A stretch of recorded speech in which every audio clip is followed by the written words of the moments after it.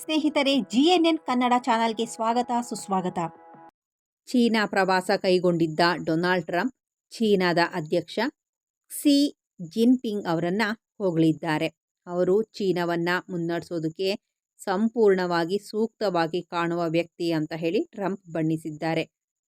ಗುರುವಾರ ರಾತ್ರಿ ಪ್ರಸಾರವಾದಂಥ ಒಂದು ಸಂದರ್ಶನವೊಂದರಲ್ಲಿ ಫಾಕ್ಸ್ ನ್ಯೂಸ್ ನಿರೂಪಕ ಸೀನ್ ಹ್ಯಾನಿಟಿ ಜೊತೆಗೆ ಮಾತನಾಡಿದಂಥ ಟ್ರಂಪ್, ನೀವು ಹಾಲಿವುಡ್ಗೆ ಹೋಗಿ ಚಲನಚಿತ್ರದಲ್ಲಿ ಪಾತ್ರವನ್ನು ನಿರ್ವಹಿಸೋದಕ್ಕೆ ಚೀನಾದ ನಾಯಕನನ್ನು ಹುಡುಕಿದ್ರೆ ಅವರು ಕೇಂದ್ರ ಬಿಂದುವಾಗಿರಲಿದ್ದಾರೆ. ಅವರಂತಹ ವ್ಯಕ್ತಿ ನಿಮಗೆ ಸಿಗೋದಿಲ್ಲ ಅಂತ ಹೇಳಿದ್ದಾರೆ. ಕ್ಸಿ ಅವರ ನೋಟದ ಬಗ್ಗೆ ಕೂಡ ಟ್ರಂಪ್ ಕಾಮೆಂಟನ್ನು ಮಾಡಿದ್ದಾರೆ. ಚೀನಾದ ನಾಯಕ ತುಂಬ ಎತ್ತರವಾಗಿದ್ದಾರೆ, ವಿಶೇಷವಾಗಿ ಚೀನಾ ದೇಶಕ್ಕೆ ದೇಹದಾಢ್ಯ ದೊಡ್ಡದು ಅಂತ ಹೇಳಿದ್ದಾರೆ.